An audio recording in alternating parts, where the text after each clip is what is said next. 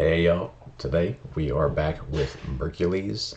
This is the Old Town Road remix, Little Nas X and Billy Ray Cyrus. I do remember when that song came out from Little Nas X and Billy Ray Cyrus being Miley Cyrus's father. I know he had that hit, like Achy Breaky Heart. Yeah, like I remember there was like a talent show or something when I was in fourth grade, and the teachers did like a talent show thing too, and they did like a line dance to that song. Hey, I'm in Texas, man. But I looked up Merkules. I think he's in his early 30s. He's from Canada. His real name is Cole Stevenson, and he got into rap, I think at the age of 12. His dad took him to a rap show that was at a mall in Canada, and he said, like, in that moment, he was like, that's what I want to do. That's what I want my profession to be, regardless of whatever thoughts he had about, other professions at the time. And so I guess from that point on, he got really into it. And I think around the time he was 15 or 16 is when he started to take it seriously and potentially even be paid for it. And I saw there's an interesting story about him. If you see him from the front, he has a scar here, like down the side of his mouth, kind of like the Joker. And then there's another one that goes across his eye. It's really long. And I think what I read is what happened is when he was 16 years old, him and his friend, and I think their girlfriends, were walking home on a New Year's Day or evening or something, and a car, like a drunk driver, drove by like real fast and almost hit him. And Cole Stevenson, Mercury, said, something like, "Hey, slow down," or something like that. And the guy came back and kind of had trapped them in an alleyway, I guess, of where they were, and got out of the car. And I think there was a total of 8 guys with him, and they had like bats and machetes and knives, and they ended up attacking Mercules and his friend. And I think the 2 girls almost got kidnapped, and they were just, fighting it out. And I guess Cole here, he got, like his face sliced open at least twice, excuse me, from what I saw from the pictures. And it's pretty intense, and I was talking about that the other day, is whenever life events happen like this, they can be joyous or they can be life-threatening, is what does that do to an artist, and what does it do to all of us? And I read that this is considered hangover rap. That's just like a funny term. I think he kind of said that in an interview, like half-heartedly, because a lot of his lyrics are maybe something that you would be talking about after a rough night out in the town. And I think the last thing I recall is that he was initially known for using like sampling the beats from like great songs, and then him coming and doing like a freestyle or his own version of it, and with his goal always being to be better than the original, and such as the rap game. It's a very competitive game. You got to have bars, flow, you got to be able to stay on beat, you got to be competitive. They have similes, like it's it's a real thing, man. I think it gets pushed to the side oftentimes because people, "Well, that's not talent, like where's the instruments, and they're not singing," and but just it's just a different type of art. It's poetry, so anyway, I am ready to see this, so let's go, man.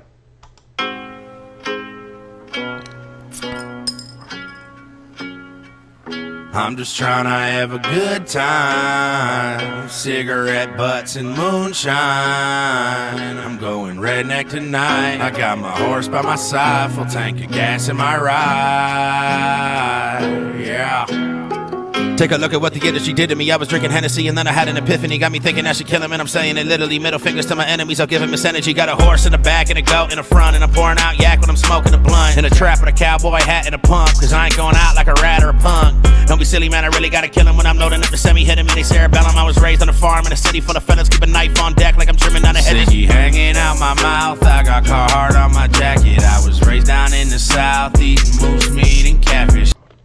I like this. I like his cadence and his flow, and in Texas, and I know it's all over, the United States and even globally to some degree, and but especially in the South and in Texas, there's like a big like scene for like mudding, like big trucks with big mud tires, Jeeps, whatever, like just whatever, anything that falls into that category, and you'll see this like kind of like country rap feel type of sound.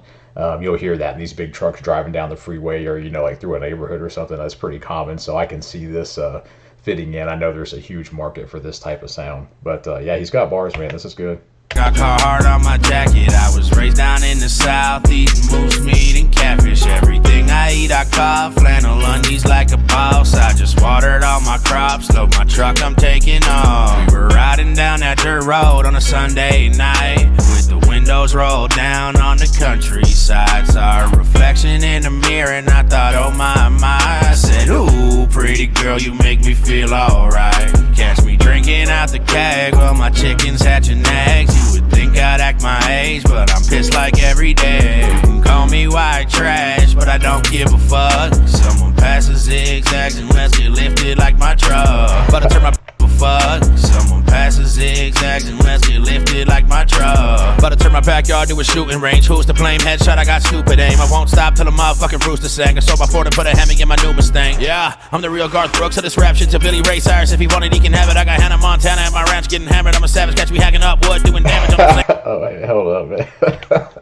fucking rooster sang. I sold my Ford and put a Hemi in my new Mustang. Yeah, I'm the real Garth Brooks of this rap shit to Billy Ray Cyrus. If he wanted, he can have it. I got Hannah Montana at my ranch getting hammered. I'm a savage, catch me hacking up wood, doing damage on. Oh my God, he said, I have Hannah Montana at my ranch getting hammered. That's funny because he said earlier that yeah, he tries to, like, he'll do a remix, but he's trying to outshine the like the original version that was the radio hit or whatever. And that's one of the funny things about rap is the hyper competitiveness in those bars, you know, and to put it down like that, you know, and have, he mentioned something about Billy Ray Cyrus prior to that. So that's crazy, man. This guy's good. This is funny, dude. Motherfucking rooster sang. I sold my Ford and put a Hemi in my new Mustang. Yeah, I'm the real Garth Brooks of this rap shit to Billy Ray Cyrus. If he wanted, he can have it. I got Hannah Montana at my ranch getting hammered. I'm a savage, catch me hacking up wood, doing damage. All I'm saying is I ain't going out like that. Got a feather behind my ear beneath my cowboy hat. Got a years with a deer, you can count on that. Like a steakhouse, I'm out back. Let's have a good time. Cigarette butts and moonshine. I'm going redneck tonight. I got my horse by my side. Full tank of gas in my ride. I'm just trying to have a good time. Cigarette butts and moonshine. I'm going redneck tonight. I got my horse by my side. Full tank of gas in my ride. Yeah. With savage mode.